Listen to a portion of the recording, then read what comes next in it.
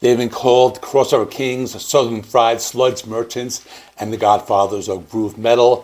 For 44 years, Corrosion of Conformity has done things entirely on their own terms, surviving lineup shifts, label changes, and the shifting tides of the heavy music landscape.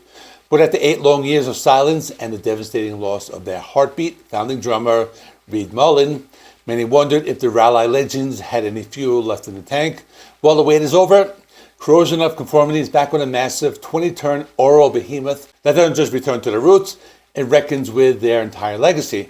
This is the deep dive into their ambitious new double album, Good God, Baad Man. This is one of those bands I listened to a lot in the 90s, but after that I never paid much attention to them until now, as this is the first album that they released while my channel was active. The first album I bought was Blind in 1991, and I remember buying the album after watching the music video for With a Bullet.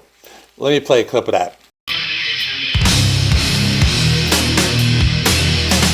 I need to review this one day, maybe when it celebrates an anniversary, which will be in November this year. But anyway, I also remember jamming to Albatross on the guitar, and that's also one of my favorite songs.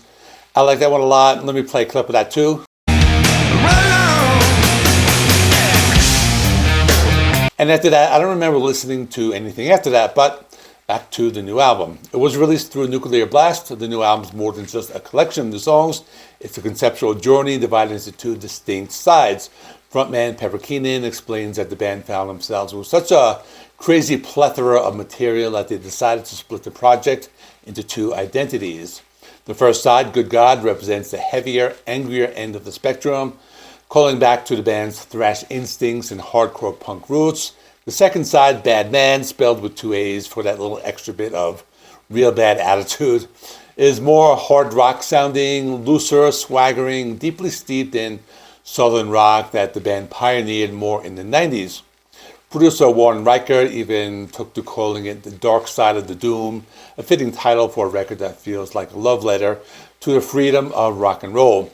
The album marks a significant shift in Corrosion of Conformity sound. Its first record without original drummer Reed Mullin, who passed away in 2020, and the first since the departure of longtime bassist Mark Dean in 2024. To fill those massive shoes, Stanton Moore, the powerhouse drummer from New Orleans funk jazz outfit Galactic, returns to the kit. Moore previously played on the revered 2005 album In the Arms of God and has a style that's been compared to one of the greats, John Bonham. He brings a dizzying level of fill work and tribal beats that reinvigorate the band's groove. On bass we have Bobby Landgraf, nicknamed The Rock, a veteran of bands like Down and Honky.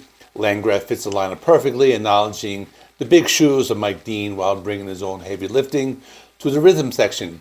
The production, handled by Warren Riker, is a major departure from their decades-long collaboration with John Custer. Riker, who has worked with everyone from Down to the Fugees, delivers a live-in-the-room sound that's rare in modern, over-sanitized metal world. You can hear the band breathing, you can hear the excitable hollers between the takes. It's raw, it's grisly, and it feels completely organic. Corrosion of Conformity didn't travel this road alone. The album features some inspired guest spots that adds layers of exotic texture. The high-octane single, Give Me Some More, features backing vocals from Ministry's Al Jourgensen, a collaboration born from years of the 2 bands being thick as thieves. The song has some awesome guitar riffs, so check out this clip.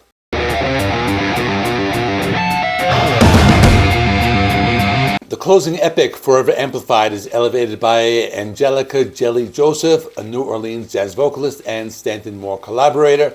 She brings a soulful, almost gospel-infected power to the track.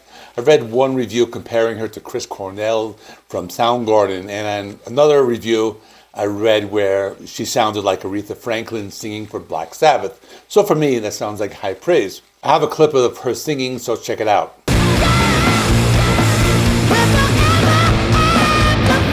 Finally, guitar aficionados should listen for Martin Pittin, and he's a guitarist for Madonna and Ministry. He adds a little bit of disco magic to the proceedings. And let's talk about the songs. The album kicks off with Good God, Final Dawn, a statement of purpose where Woody Weatherman's guitar uncoils like a waking beast, followed by You or Me, a mid-tempo stop that swings before slipping into psychedelic reverie. A standout for the Good God half is Run for Your Life at over 9 minutes long. It's a slow, competent, hallucinating song. It features a spoken word sections from a U.S. military veteran and an intro riff somewhere between Led Zeppelin's Kashmir and Black Sabbath's Wheels of Confusion.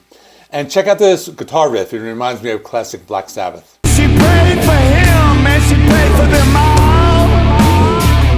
Transitioning to the second part, Baad Man, the title track is really cool. I read one review comparing the guitar sound to Billy Gibbons, more on him later. And it's funky, it's snotty, and it features a ragged gang vocals. If you want pure Southern rock, look no further than Handcuff County. Opens with the sound of a train horn and police radio chatter, specifically a cop reporting some boys urinating against church, before launching into a silky smooth, moonshine-soaked boogie. If you ever listen to some of the more modern ZZ Top albums, kind of sounded like that, so check out this guitar riff.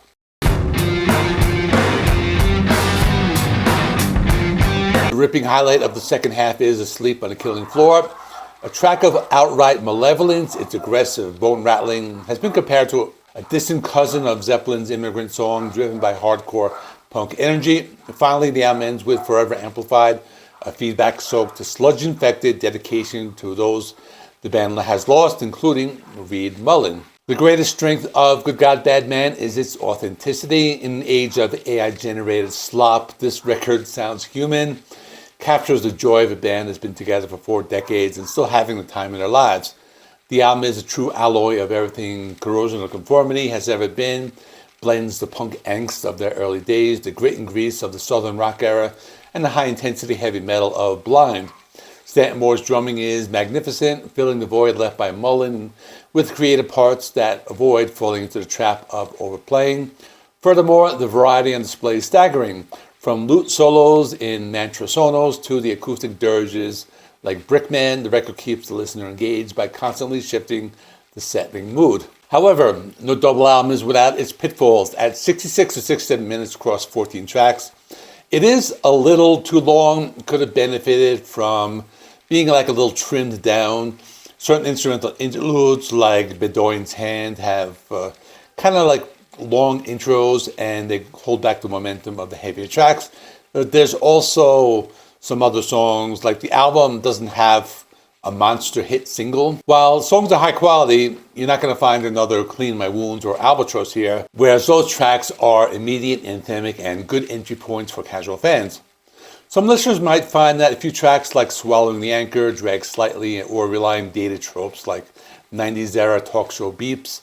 Despite those minor grievances, Good God, Baad Man is a monumental achievement. It's a generous dose of the good stuff from a band that remains re-energized and reconnected. It's a record that demands to be heard in its entirety, in the order it was curated, preferably while driving a truck or sitting on the couch with a pair of headphones. My final score is going to be an 8 out of 10. Although it has some solid tracks, it felt a little long, but I think it could go up after I spent some more time with it. I also thought the second side was better, but that's just more of my personal taste. Not saying that the second side is actually better.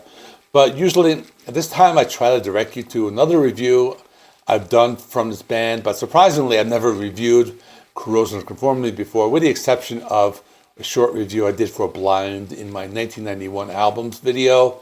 So I'm going to link it right here. It should be appearing on the screen right now. In the meantime, thanks for watching. Please like the video. It helps me with the YouTube algorithm. Please subscribe if you're not already. I do rock and metal reviews, rankings, and more. Thanks for watching. I will see you in the next one.